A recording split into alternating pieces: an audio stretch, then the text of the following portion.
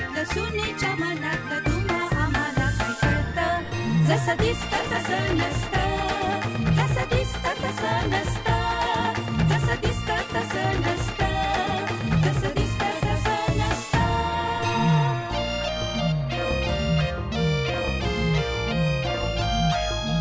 सासून खोड्या काढायला हव्या, सुनेन खोड्या मोडायला हव्या. दोघींच्या मनातलं गमतीचं नातं तुम्हा आम्हाला काय कळतं. जसं दिसतं तसं नसतं, जसं दिसतं तसं नसतं, जसं दिसतं तसं नसतं, जसं दिसतं तसं नसतं.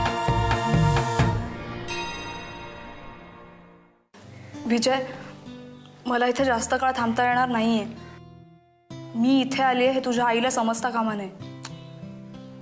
एवढ्या रात्री इथे तडमडत आलीसच कशाला? तुला भेटायला, तुझी क्षमा मागायला. मला खरंच मनापासून तुझी माफी मागायची.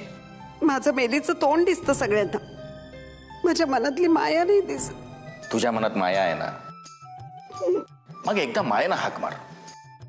तुझा पाय दुखतो ना, तर मग हळू हाकाल. बरं. विमल, ए विमल.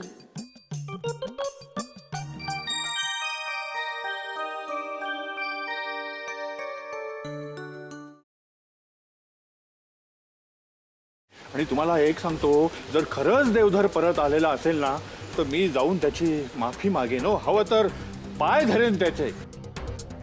अहो, त्या मोठ्या बाईसाहेबांच्या सांगण्यावरनं सुनबाईला तिच्यावर काय काय नको नको ते आरोप केले हो मी. अगदी अपशकुनी म्हणून तिला बट्टा लावला मी. खरं पण तो जर देवधर खरंच परत आलाय तर आहे कुठे तो? ते आम्हालाही माहित नाहीये, पण जावई बापू आलेत हे नक्की. हे देवा, तुम्हाला काय झालं?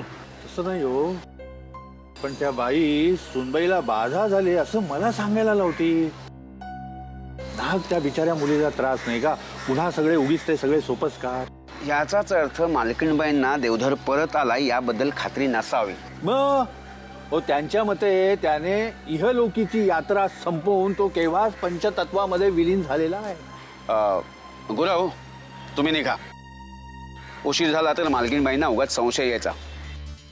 हा, विमलला त्यामुळे त्रास होईल, पण देवधरचा आत्मा परत आलाय हे मात्र तुम्ही खात्रीने सांगा. खात्रीने सांगू? हो, म्हणजे काय की थोडी दहशत, थोडी भीती हे राहायलाच हवी ना. त्यामुळे सूरज बाळावरचं मालकीणबाईंचं लक्ष उडेल. आपणही काहीतरी करू शकू. आणि आता तर सगळं काही सोपं झालंय. विमलने फक्त पोलीस चौकीवर येऊन सूरज बाळाला ताब्यात घ्यायचंय. मी म्हणतो नसता वाद कशाला वाढवायचा? त्यात काय वाद वाढवायचा? हे म्हणजे तसं पाहिलं तर काहीच नाही, पण जोगदंड म्हणतात ज्याच्या नावानं अर्ज केलाय त्यानंच येऊन सूरज बाळाला ताब्यात घ्यावं. असं? बरं, मग पुढे काय झालं त्याचं? पुढे काहीच नाही हो.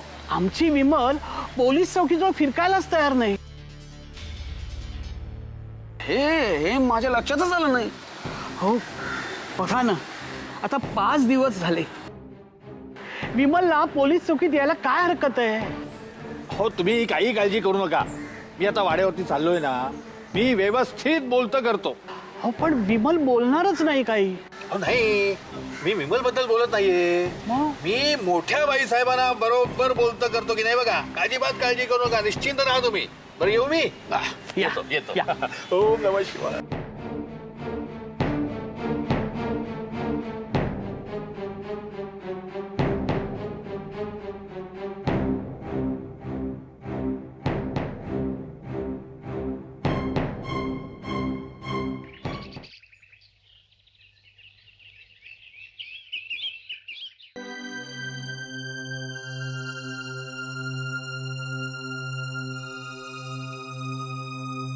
वहिनी, वहिनी अशी रडू नकोस ग. रडू नको तर काय करू भाऊजी? सांगा ना, रडू नको तर काय करू? तुमची आई तशी छळते मला आणि तुम्ही हे असे निव्वळ छळवाद आहे हा. तुमच्या सांगण्यावरून मी मालकीणबाईंसमोर मोरासारखी तुई नाचते. तो आनंद खोटा हे माहीत असूनही मी तो अनुभवला. पण आता पुढे काय सांगा ना, पुढे काय? वहिनी अगं खरंच सांगतोय मी, देवधर मिळालाय. तुला सांगत होती मला. मग ती मला येऊन का नाही भेटली? आणि मी कशावर ना तिच्यावर विश्वास ठेवू? बहिणी ठीक आहे, तू तिच्यावर विश्वास नको ठेवूस, पण आपल्या विजूवर तरी तुझा विश्वास आहे ना? तुला वाटतं की त्याची खात्री पडल्याशिवाय तो एवढी मोठी गोष्ट तुला सांगेल? किंवा फक्त आईला घाबरवण्यासाठी तुझा असा मानसिक छळ करेल?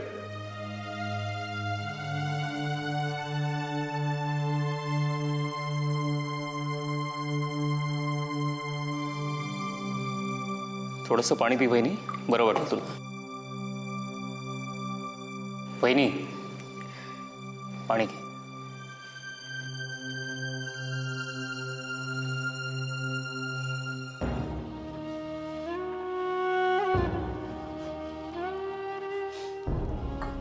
आता कसं वाटतंय?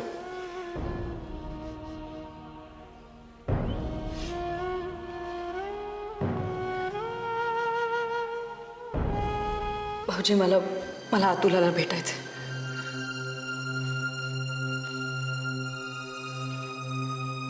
काय झालं?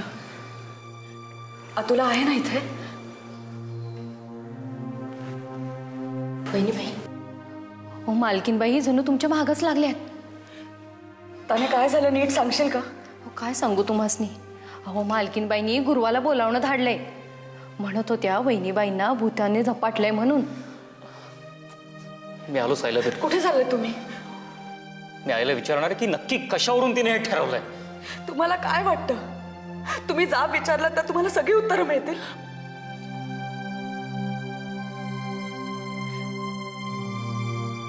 कुठल्या जन्मीचं वैर आहे माझ्याशी कोणास ठाऊक. वहिनी मला खरं सांग, आई तुझ्या अशी मागे लागलीये म्हणजे तू पोलीस चौकीवर यायला जे नकार देतेस किंवा काहीतरी कारण सांगून टाळाटाळ करतेस, आईने धमकावलं नाहीये ना तुला?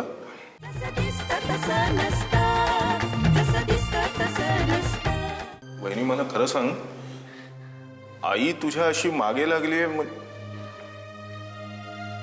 म्हणजे तू पोलीस चौकीवर यायला जे नकार देतेस किंवा काहीतरी कारण सांगून टाळाटाळ करतेस, आईने धमकावलं नाहीये ना तुला?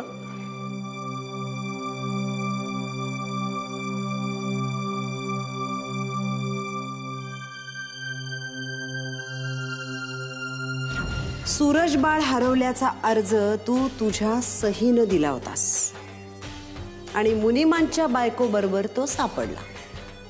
तो घोळ वेगळाच आहे, पण तुर्तास तरी मुख्य अर्जदार हजर असल्याशिवाय त्या कार्ट्याचा ताबा जोगदंड कुणाच्याही हातात देणार नाहीत. आणि माझ्या माहितीप्रमाणे, माझ्या अंदाजाप्रमाणे मुख्य अर्जदार पोलीस स्टेशनवरती कधी पोचणारच नाही. का नाही पोचणार? मी मामनजी आणि भाऊजींसोबत त्याला पोलीस चौकीवर घेऊन जाईन. जा बाई जा, मी कोण अडवणार तुला?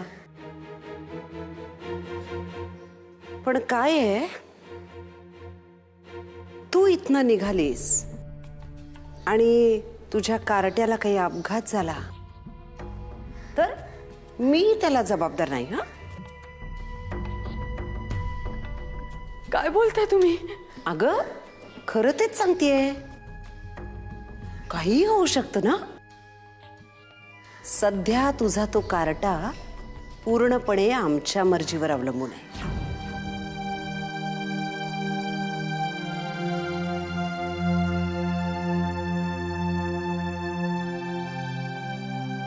आणि तुला काही माहिती? नाही जी, मला काय बी ठाव नाही. बरं ठीक आहे, पण आता लक्ष ठेव जरा. होय. नाही, आणि त्यापेक्षा तू स्वतः तिच्याशी बोल. ती तुझ्याशी तरी मोकळेपणे बोलेल. चालेल. आणि मलाही परवापासून हे लक्षात आलंय. ताने, काय ग हातचं काम टाकून कुठे उलटलीयस? कमरेत लात घालायला माझा पाय नीट नाही, पण पाठीत काठी हाणायला हातात काठी आहे बरं का. 2 रट्टे पाठीवर टाकले ना.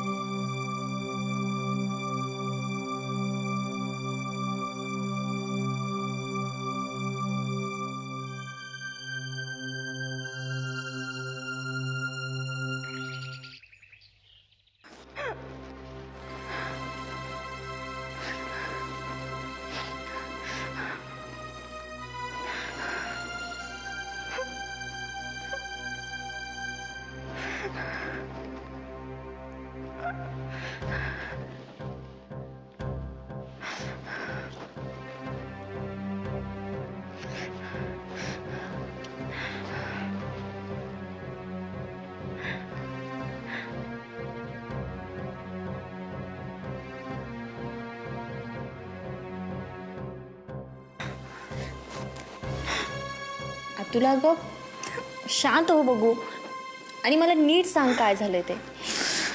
हेमंताबद्दल काही बातमी कळाली आहे का? कसा आहे तो? अगं जीव, आपण ज्याला आजपर्यंत हेमंत दादा समजत होतो तो हेमंत दादा नाहीच आहे. म्हणजे मग कोण आहे तो? अगं, तो हेमंत दादा नाहीये हे आपल्यासाठी पुरेसं नाहीये का? तुला अगं, जर तो हेमंत दादा नसेल तर तो कोण आहे हा प्रश्न सुद्धा तितका महत्वाचा नाहीये का? तू हेमंताला भेटलीयस का? तो हेमंत नाहीये. तुला अगं, जरी तो हेमंत नसला तरी तो तुझा भाऊ आहे. तू त्याच्यावर भावासारखं प्रेम केलेस, माया केलीयस, आणि आता हे सगळं खोटं ठरत नाहीये का? अगं पण त्याला काही अर्थच उरलेला नाहीये. हे सगळं तू उद्वेगापोटी बोलतीयस. आपण नंतर बोलूयात का? अगं प्रॉब्लेम हाच आहे की मला कोणाशी बोलताही येत नाहीये. माझ्याशी सुद्धा? तुला अगं, तुला मला सांगायला सुद्धा भीती वाटते. मग अशी मायासमोर बसून उगीच वेळ वाया घालू नकोस. एवढं सगळं घडल्यानंतर तू काय करायचं ठरवलंयस त्या दृष्टीने तू पावलं उचल. तू बैस, मी मामीला तुला दूध द्यायला सांगतो. अगं चिव, तू बस ग. मी तुझ्याशी नाही बोलणार तर कोणाशी बोलणार? पण अगं परिस्थिती इतकी वाईट आली आहे ना की मला काही कल्पनाच करता येत नाहीये. बरं मला तू नीट सांग, तू हेमंताला भेटलीयस का? कसा आहे तो? तो सुखरूप आहे ना ग? हो, तो सुखरूप आहे.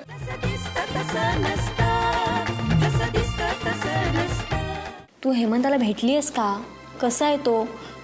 तो सुखरूप आहे ना ग? हो, तो सुखरूप आहे. तो सुखरूप आहे ना? मग माझी काही ऐकायची तयारी. बोल.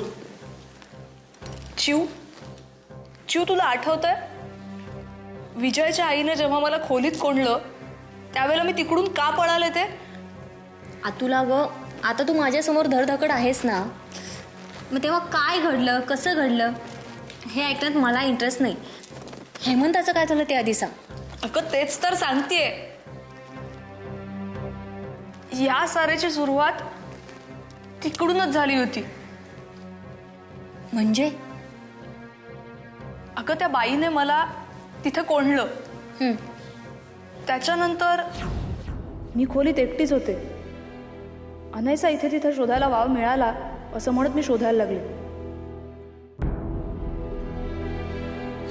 त्या बाईने काय काय जमवून ठेवलं होतं माहितीये? कोणाकोणाच्या जमिनी हडप केल्या होत्या. कितीतरी राजकारणी लोकांशी त्यांचं संगनमत होतं. त्याचे अनेक पुरावे दाखले मला तिथे मिळाले, पण त्याचा मला काहीच उपयोग नव्हता.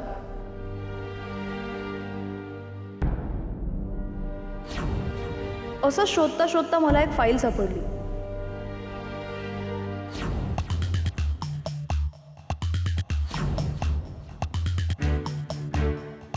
त्याच्यामध्ये एक मळकट लिफाफा होता.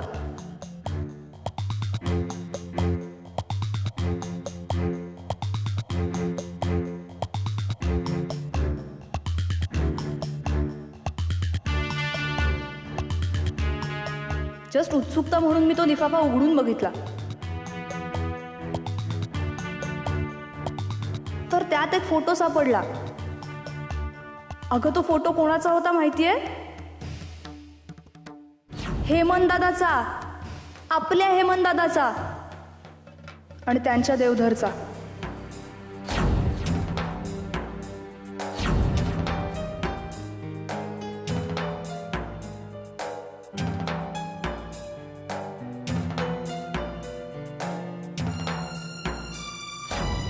मग तिथून पळाल्यावर काय केलंस? मी पहिला बाबांना फोन लावला, पण अगं बाबांचा आवाज ऐकताच ना मला रडूच कोसळलं. नुसती ढसढसा रडत होते. मग तू मामांकडे का नाही आलीस? अगं तेव्हा काहीच सुचत नव्हतं.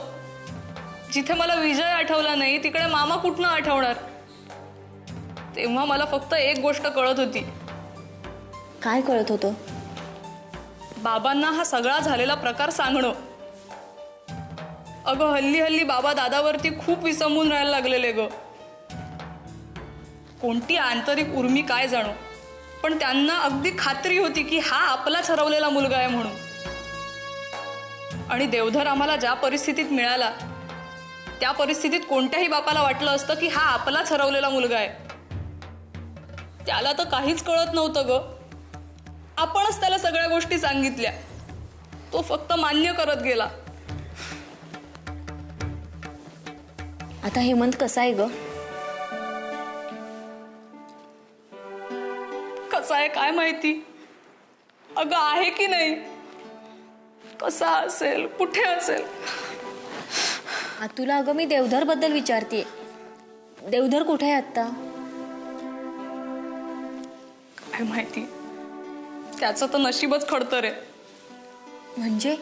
म्हणजे बाबांनी ट्रीटमेंटसाठी त्याला एका असायलम मध्ये ठेवला होता.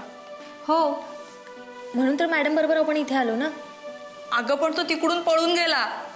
हो हो म्हणजे तुला हे माहिती होतं? अगं तू टेन्शन घेशील म्हणून मॅडमनी तुला हे सांगितलं नाही. आणि तुला सांगितलं? तुला अगं आता आपण त्याच विषयावर वाद घालत बसणार आहोत का? देवधरचं काय झालं ते आधी सांग. अगं तो तिथून पळून गेला होता म्हणून बाबा त्याच्या पाळतीवर होते. आणि तो तिथून पळून घरी आला तर दाराला कुलूप, घरात कोणीच नाही. अगं तो जिन्याच्या खाली जाऊन लपून बसला होता. काय सांगतेस काय तुला? अगं हे ऐकून तुझे डोळे पाण्याने भरले. मी तर त्याला त्या अवस्थेत बघितलाय. अगं मी स्वतः घरी कशी आले हे माझं मलाच माहिती. मला तर वाटतं ही सगळी दैवाचीच योजना आहे. तुला देवधर कसा आहे ग? मला त्याला भेटायचंय. थांब चिव, आत्ता घाई करण्यात काही फायदा नाहीये. आपली आता एक वेगळीच योजना आहे. त्या बयेला असं वाटतंय की देवधर हयात नाहीये. तिला याच भ्रमात राहिलं पाहिजे. तिला असंच वाटत राहिलं पाहिजे की देवधर या जगात नाहीये.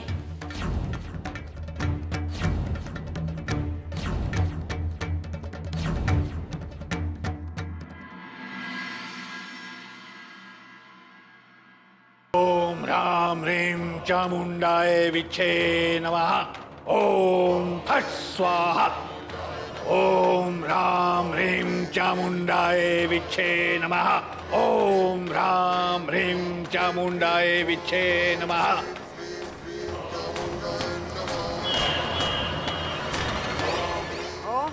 पुरे आता मुद्द्याचं काय ते बोला, खरं काय ते सांगा तिला. कोणी काही सांगण्याचा प्रयत्न केला तरी मला खरं वाटणार नाही.